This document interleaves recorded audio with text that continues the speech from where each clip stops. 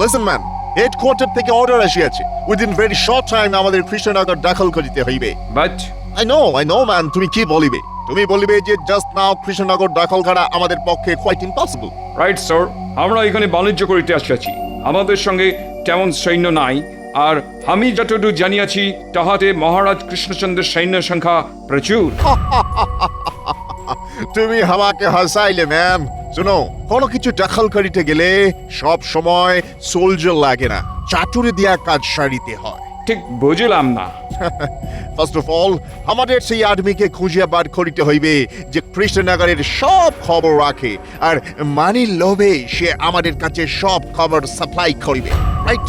Right sir, but তেমন লোক কি পাওয়া যাইবে? আই থিঙ্ক অবশ্যই পাওয়া যাইবে, বিকজ এই দেশের ট্রেটার, বেঈমানদের কোনো অভাব নাই। So let us search for today. Okay sir. শুনো, টুমরো বিজনেস করিবার অছিলায় আমরা কৃষ্ণনগরের প্যালেসে যাইব, আর সেইখান থেকেই শুরু হইবে আমাদের searching. Clear? Clear sir. Good.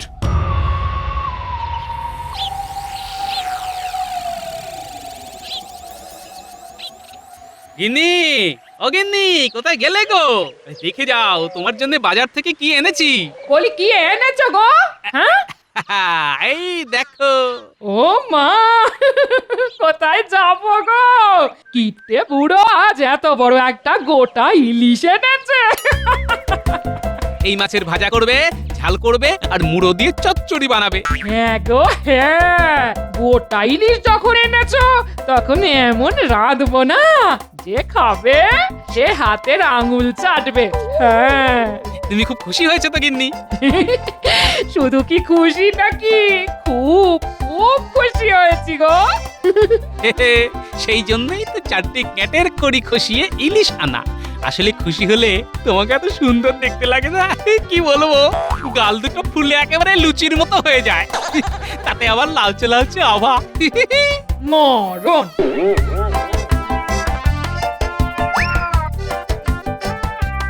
মহারাজ, শুনলাম নাকি আপনার রাজসভায় আজ দুজন লালমুখো সাহেব আসছেন। এই কি শুনেছো? ওরা নাকি কৃষ্ণনগরে ব্যবসা করতে চায়। আশ্চর্য! কেন কেন কেন আশ্চর্য কেন? সেই 7 সমুদ্র 13 নদী পার করে ওরা আমাদের এখানে ব্যবসা করতে এসেছে শুনলেই কেমন অবাক লাগে। আচ্ছা, ওদের বিলেতে কি খুব অভাব? আসলে রানী, অভাব হবে কেন? আসলে ওরা তো হলো বুড়িকে জাত, সারা পৃথিবী জুড়ে ব্যবসা করাই হলো ওদের উদ্দেশ্য। সে যাই হোক মহারাজ, খুব সাবধানে ওদের সঙ্গে কথাবার্তা বলবেন। কি জানি বাবা, কি যে আছে ওদের মনে। না না না না, তুমি একেবারে চিন্তা করো না তো, ওদের কোন অন্যায় প্রস্তাবে আমি রাজি হব না। তাহলে আমি এখন আসি। দুর্গা দুর্গা, রক্ষা করো মা। মহারাজ, সাহেবরা তো এখনো এলো না। দেখো, আশা না আশা ওদের ব্যাপার, ওরা এলেও ভালো আবার না এলেও ভালো, তাই ওসব নিয়ে আমি মাথা ঘামাচ্ছি না। কিন্তু লালমুখো সাহেব বলে কথা। সাহেবের নাম শুনেই মন্ত্রীমশাই কাত, তা সাহেব দেখলে তো হয়ে যাবে মত। এই তোমরা থামো তো, কথা নেই বার্তা নেই, সব কথায় শুধু হ্যাঁ হ্যাঁ হ্যাঁ হ্যাঁ। Shall we come in, মহারাজ কৃষ্ণচন্দ্র? আসুন সাহেব, আসুন আসুন, আপনাদের জন্যই তো আমাদের মহারাজ অপেক্ষা করছেন। Good, very good. বসুন সাহেব, এই কেদারা দুটোতে আপনারা দুজন আরাম করে বসুন। Thank you. মন্ত্রীর কাজকর্ম দেখলে না গা জ্বলে যায় একেবারে।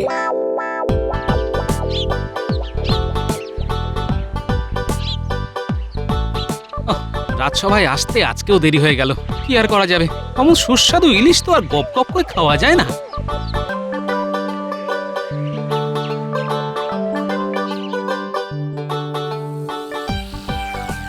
কি অসভ্য রে বাবা, ঠ্যাঙের উপর ঠ্যাং তুলে মহারাজের দিকে পা করে বসে আছে, কোন রকম শিক্ষা দীক্ষা নেই দেখছি। আরে গোপাল জি, এসো এসো এসো। হ্যাঁ, এরাই হলো সেই সাহেব যারা আমাদের সঙ্গে ব্যবসা করতে চায়। Glad to meet you. কি হইল? তুমি আমাদের দিকে হাত ভরাইলে না কেন? কাহারও সহিত দেখা হইলে করমর্দন করিতে হয়, এটাও কি তুমি জানো না? আসলে আদমি আনসিভিলাইজড, অসভ্য। সে তো বটেই, শুনেছি তোমরা নাকি খুব ভদ্র আর শিক্ষিত জাত। রাইট, সারা ওয়ার্ল্ডে আমাদের মতো শিক্ষিত আর ভদ্র জাতি আর নাই। সে তো দেখতেই পাচ্ছি, শিক্ষিত আর ভদ্র না হলে কেউ কি আর আমাদের মহারাজের দিকে পা তুলে বসে থাকে? What? কি বলিতে চাও তুমি? বলতে চাই যে মুখে ভদ্র আর শিক্ষিত বলে বড়াই করলেও তোমাদের মতো অশিক্ষিত আর অভদ্র মানুষ এর আগে আমি দেখিনি। মহারাজা কৃষ্ণচন্দ্র, তোমার এই আদমি কিন্তু আমাদের ইনসাল্ট করিতেছে। মহারাজের দিকে পা তুলে বসে তোমরা মহারাজকে অপমান করতে পারো, আর আমি বললেই যত অপমান। শোনো সাহেব, এদেশে যখন এসেছো তখন আমাদের কাছ থেকে ভদ্রতাটা শিখে নাও, তারপর না হয় নিজেদের ভদ্র বলে জাহির করবে। How dare you? তুমি আমাদের উপরে দাও। অলরাইট কৃষ্ণচন্দ্র, এর ফল কিন্তু তোমাকে ভোগ করিতেই হইবে। আরে যাও যাও, তোমাদের মুরদ আমার জানা আছে। আমি তোমাকে খুন করিয়া ফেলিব। I will kill you. খবরদার সাহেব, গোপালের গায়ে হাত দিলে ফল কিন্তু ভালো হবে না। কি করিবে? কি করব? এক্ষুনি রক্ষীদের ডেকে তোমাদের কারাগারে পাঠিয়ে দেবো। এই মরেছে, এ তো লাঠালাঠি হবার উপক্রম হলো দেখছি। হ্যাঁ, না না, যেমন করে হোক সকলকে ঠান্ডা করতে হবে দেখছি। কুল সাহেব কুল, চট করে এমন এমন মাথা গরম করবেন না। এমন মাথা গরম করলে চলে? But তোমাদের গোপাল, ওর কথা ধরলে কি চলে সাহেব? ও এমন দুমদাম কথা বলে ফেলে ঠিকই, কিন্তু ওর মনটা আসলে খুব ভালো। বলিতেছ? কদিন আমাদের সঙ্গে মিশে দেখুন না, তাহলেই সব বুঝতে পারবেন। যান সাহেব, এখন কুঠিতে গিয়ে বিশ্রাম নিন, তাতে আপনাদের রাগ পড়ে যাবে। আর রাগ পড়ে গেলে তখন না হয় একদিন আপনাদের সঙ্গে ব্যবসা নিয়ে আলোচনা করা যাবে। অলরাইট, আজ আমরা চলিয়া যাইতেছি। Bye bye Krishnachandra. দেখলেন তো মহারাজ, সামান্য একটু মিষ্টি কথায় সব হাতাহাতি লাঠালাঠি কেমন থামিয়ে দিলাম। কিন্তু এমন অসভ্য লোকেদের সঙ্গে ভবিষ্যতে আমি কিন্তু কোনো ব্যবসার ব্যাপারে জড়াবো না। সেটাই ঠিক হবে মহারাজ। বেটাদের এত বড় আস্পর্ধা আপনার দিকে পা করে বসে থাকে। ঠিক আছে মহারাজ, সাহেবদের সঙ্গে ব্যবসা করতে হবে না। এখন মাথা ঠান্ডা করুন দেখি। গোপাল, তুমি একটু রঙ্গরসিকতা করে মহারাজের মন ভালো করার চেষ্টা করো তো। এই ইনসাল্ট আমি কিছুতেই ভুলিতে পারতেছি না, কিছুতেই না। কিছু একটা করিয়া এই অপমানের প্রতিশোধ লইতে হইবে। রাইট, ওই কৃষ্ণচন্দ্র আর ওই গোপালকে বুঝাইয়া দিতে হবে যে ইউরোপিয়ানদের ইনসাল্ট করিলে তাহার ফল কি মারাত্মক হইতে পারে। ইয়েস। বড় সাহেব, একজন লোক আপনার সঙ্গে দেখা করতে চায়। ওর সাথে কোনো অস্ত্র নাই তো? না সাহেব, ভালো করে সব কিছু দেখে নিয়েছি। রাইট, ওকে পাঠাইয়া দাও।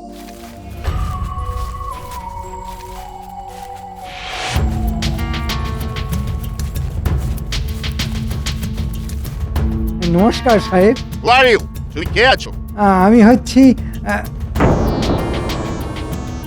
তাহলে ওই কথাই রইল সাহেব। ইয়েস। তাহলে এখন আমি আসি সাহেব। জাস্ট আ মিনিট, ইহার মধ্যে 1000 আছে, পুরো কাম হইয়া গেলে আরো পাবে। ধন্যবাদ ধন্যবাদ। কি বলিয়াছিলাম, এই দেশে ট্রেজার বিশ্বাসঘাতকের কোনো অভাব নেই। Right you said.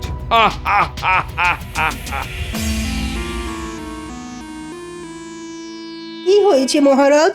চিত্তে দেখি না কোনো সুখ, হইয়াছে কি উদরের অসুখ? আসলে কালকের ঘটনার কথা যতই ভাবছি ততই আমার মনের ভেতরটা জ্বলে যাচ্ছে। ভাবছি কি দুঃসাহস ওই বিদেশি বণিকদের আমার রাজ্যে থেকে আমার রাজসভায় এসে আমাকেই অপমান করে। ওসব কথা বাদ দিন তো মহারাজ। তেমন হলে সৈন্য পাঠিয়ে ওদের দূর করে দিন। তাই করতে হবে দেখছি। একটা কথা বলবো মহারাজ? কি কথা? বলছিলাম কি, এসব কথা ছেড়ে চলুন না, কাল কোথাও গিয়ে বনভোজন করে আসি। বনভোজন? গোপাল, তুমি কি বলো? বনভোজন করলে মন্দ হয় না মহারাজ। আহা, কতদিন যে কবজি ডুবিয়ে কচি পাঠার ঝোল মেখে ভাত খাওয়া হয়নি। সব ব্যাপারে গোপালের শুধু খাওয়া আর খাওয়া, যত সব। বারে মুখে বলছেন বনভোজন, আর সেই বনভোজনে যদি পেট পুরে ভোজনটাই না হয় তাহলে ব্যাপারটা কেমন মিথ্যে হয়ে যাবে না? মহারাজ কি বলেন? একেবারে ঠিক কথা বলেছো গোপাল। মন্ত্রী, বনভোজনে ওজনের যেন কোনো ত্রুটি না থাকে। আর এই ব্যাপারটা কিন্তু তোমাকেই দেখতে হবে। তাহলে তো সৈন্যদেরকেও খবর দিতে হয়। কেন? বারে, মহারাজ বনে যাবেন আর তার নিরাপত্তার জন্য সঙ্গে সৈনিক থাকবে না? দেখো সেনাপতি, মহারাজ বনভোজনে যাচ্ছেন যুদ্ধ করতে নয়, তাই এক্ষেত্রে অযথা সৈন্য সামন্ত না নিয়ে যাওয়াই ভালো। তাতে বনভোজনের আনন্দটাই মাটি হয়ে যাবে। আমার মনে হয় সৈন্য নিয়ে যাবার প্রয়োজন আছে। কেন? সৈন্যরা গিয়ে কি করবে? হয়তো কিছুই করবে না, আবার হয়তো অনেক কিছুই করবে। তোমার না সব কিছুতেই বাড়াবাড়ি। আরে বাবা, সঙ্গে করে শুধু সৈন্য নিয়ে গেলেই হবে? তাদের খাবার ব্যবস্থা করতে হবে না? করতে হলে করতে হবে। তার হ্যাপা আর খরচের কথাটা একবার ভেবে দেখেছো?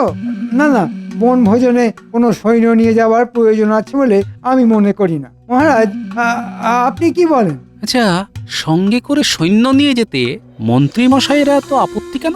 না না না না না, এই সাথে করে সৈন্য নিয়ে যাওয়ার কোনো প্রয়োজন নেই। পায়ে হেঁটে গল্প করতে করতে কাছাকাছি কোথাও যাব, আবার খাওয়া দাওয়া সেরে পায়ে হেঁটেই ফিরে আসবো। ও মন্ত্রী, তুমি কিন্তু এখন থেকেই সব আয়োজন শুরু করে দাও। আপনি কোনো চিন্তা করবেন না মহারাজ, কাল এমন ব্যবস্থা করব না যে ব্যবস্থার কথা আপনারা কোনোদিন ভুলতে পারবেন না।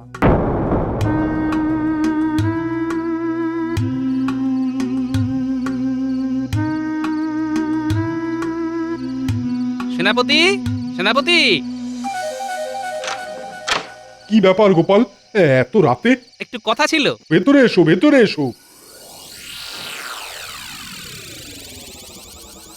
বলো, কি বলবে এবার বলো। বলছিলাম কি, আমরা তো সৈন্য ছাড়াই জঙ্গলের মধ্যে বনভোজনে যাচ্ছি। তুমি গোপনে সৈন্যদের প্রস্তুত থাকতে বলো, তারা যেন বেশ খানিকটা দূরত্ব বজায় রেখে আমাদের অনুসরণ করতে করতে যায়। আর একটা কথা, এইসব কথা আমি, তুমি আর সৈন্যরা ছাড়া কেউ যেন জানতে না পারে। তুমি কি কিছু সন্দেহ করছো গোপাল? দেখো, চারদিকের পরিস্থিতি তো ভালো নয়, তাই সাবধানের মার নেই, বুঝলে? ঠিক আছে, তোমার কথা মতোই সব ব্যবস্থা হবে। তাহলে আমি এখন আসি, কাল তো আবার ভোর ভোর বেরিয়ে পড়তে হবে। হ্যাঁ, এসো।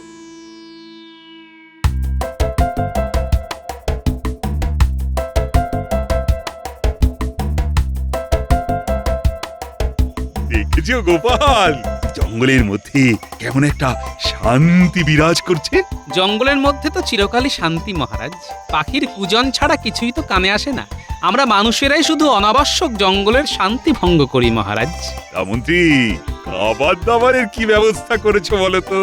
ওই তো বনভোজনের জায়গায় পৌঁছেই গরম গরম লুচি আর আলুর দম, সেই সাথে ভোলা ময়রার রসগোল্লা। আহা, ভাবলেই জিভে জল চলে আসছে। তারপর দুপুরে ভাতের সঙ্গে সোনামুগের ডাল, আলু ভাজা, পোনা মাছের কালিয়া আর কচি পাঁঠা।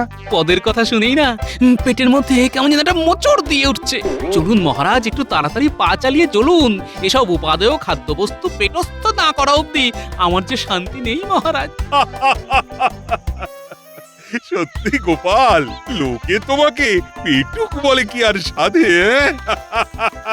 মহারাজ, খাবার ইচ্ছে কিন্তু সকলেরই আছে। আমি শুধু প্রকাশ করে ফেলি বলেই আমার যত বদনাম।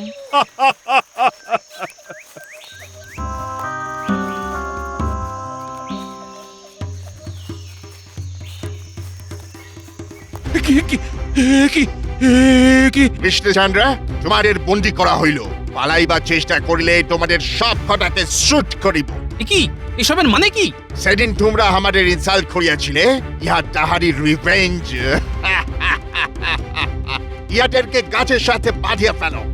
আমাদের এভাবে আচমকা আক্রমণ করার মানেটা কি? হ্যাঁ, আমরা এবার তোমাদের দেখাইব রিয়েল রিভেঞ্জ কাকে বলে।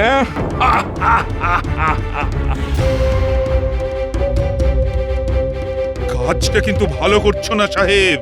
রেখো, এর ফল কিন্তু তোমাদের ভুগতে হবে। চাপ নেটিভ ইন্ডিয়ান, এখন তুমি আমাদের হাতে বন্দি। এরপর আমরা তোমাকে দিয়া পেপার সাইন করাইয়া তোমার কৃষ্ণনগর কারিয়া লইব। উহার পর তোমাকে এই রাজ্য হইতে তাড়াইয়া দিব। রাজা হইতে তুমি বেগার হইয়া যাবে, ভিখারি। আর তোমার ওই বিগ বেলি, আই মিন পেট মোটা গোপাল হইবে আমাদের স্লেভ, মানে কৃতদাস। ওয়েল ডান মন্ত্রী, ওয়েল ডান। এই কাজের জন্য আমরা তোমাকে 1000 অ্যাডভান্স দিয়েছিলাম, এখন কুটিতে ফিরিয়া আরো 5000 দিব। থ্যাংক ইউ সাহেব, তবে কৃষ্ণনগরের সিংহাসনটা আমাকে দিলে আমি আরো বেশি খুশি হতাম। মন্ত্রী, এসব তাহলে তোমারই ষড়যন্ত্র? ছি ছি ছি, তুমি এত বড় নিমক হারাম! ভুল বললেন মহারাজ। আমি আপনার কাছ থেকে হাত পেতে বেতন নিয়েছি বটে, কিন্তু কোনোদিন আপনার নুন খেয়েছি বলে তো মনে পড়ছে না, তাই নিমক হারাম কথাটা এখানে ঠিক খাটে না। কাজটা কিন্তু তুমি ভালো করলে না মন্ত্রী।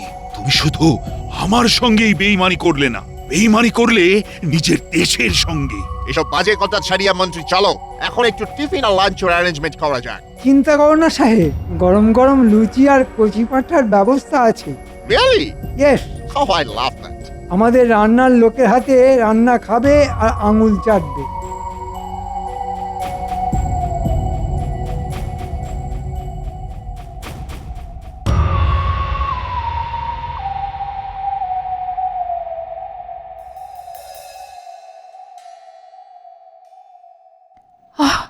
এ কি এমন করে মঙ্গল প্রদীপ নিভে গেল কেন? এ কি কোনো অশুভ লক্ষণ? না না না না, মহারাজ জঙ্গলে বনভোজনে গেছেন, ওনার কোনো বিপদ হলো না তো? হে ঠাকুর, ঠাকুর রক্ষা করো, মহারাজের যেন কোনো বিপদ না হয় ঠাকুর, উনি যেন ভালোভাবে ফিরে আসেন। দয়া করো ঠাকুর, দয়া করো। হায় ভগবান, আমি আমি মহারাজ কৃষ্ণচন্দ্র, অথচ আজ আমার কি অবস্থা! এই জঙ্গলের মধ্যে গাছের সাথে বাঁধা অবস্থায় অসহায় ভাবে দাঁড়িয়ে আছি। কি আর করবেন মহারাজ, দুধ দিয়ে কালসাপ পুষলে এমন অবস্থাই হয়। আজ আজ আমি বুঝতে পারছি, মন্ত্রী হচ্ছে কাল কেউটের থেকেও বিষাক্ত। গালাগাল করছেন মহারাজ? করে নিন, করে নিন, আশ মিটিয়ে গালমন্দ করে নিন। তবে তৈরি থাকুন, একটু পরেই বড় সাহেব এসে যখন ঘাট ধরে কাগজে স্বাক্ষর করিয়ে নেবে, তখন বুঝবেন মজা। রাজা থেকে একেবারে ভিখারি হয়ে যাবেন। হ্যাঁ, আহ আহ আহ, যাই, ওদিকে হয়তো কচি পাঁঠা রান্না শুরু হয়ে গেছে, একটু পরেই জব্বর ভোজ। হ্যাঁ, আহ আহ আহ আহ। কিছু কিছু একটা করো গোপাল, কিছু একটা করো, আমাদের আমাদের সকলকেই বিপদের থেকে উদ্ধার করো। এতটা ভেঙে পড়বেন না মহারাজ, দেখবেন শেষ পর্যন্ত কিছু একটা ব্যবস্থা হয়ে যাবেই যাবে। আহ, কেন কেন মিথ্যে সান্ত্বনা দিচ্ছ বলো তো গোপাল? গোপাল কখনো মিথ্যে সান্ত্বনা দেয় না মহারাজ, গোপাল যা বলে সেটা করে দেখায়। কিন্তু তোমারও তো বন্দি দশা, এই অবস্থায় কি করবে আর তুমি? শেষ অবধি দেখাই যাক না কে যেতে, মন্ত্রীর শয়তানি না আমার দূরদর্শিতা। এ কথা কেন বলছো গোপাল? সবটা এখনই নাইবা প্রকাশ করলাম মহারাজ, আগে হিসেব অনুযায়ী সবকিছু ঘটুক, এখন ওরা সকলে এসে পড়লেই বাঁচি।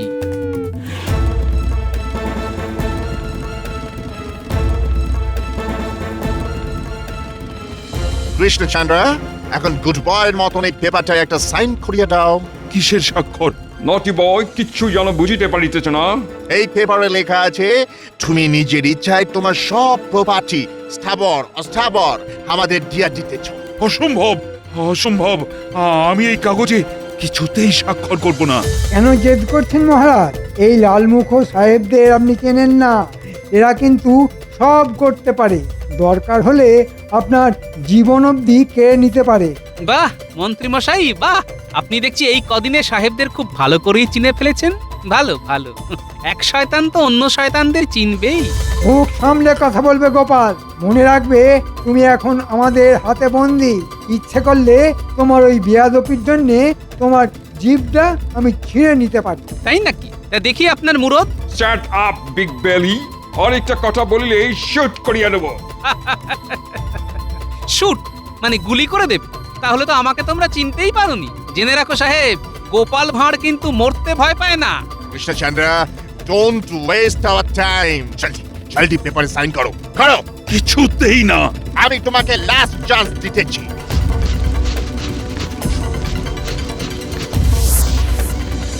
ও মাই গড, এই ওয়েপন ছুড়লো কে? একেবারে নড়বার চেষ্টা করবেন না সাহেব, মনে রাখবে তোমাদের বন্দুকের গুলির থেকেও আমাদের বল্লম অনেক শক্তিশালী। একটু নড়লে কিন্তু তোমাদের বুকগুলো একবারে এফড় এফড় করে দেব।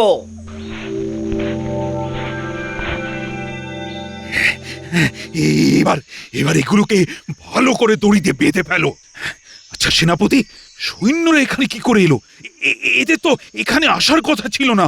তা হয়তো ছিল না মহারাজ, কিন্তু কাল রাতে গোপাল আমার বাড়ি গিয়ে ওই সৈন্যদের প্রস্তুত থাকতে বলেছিল।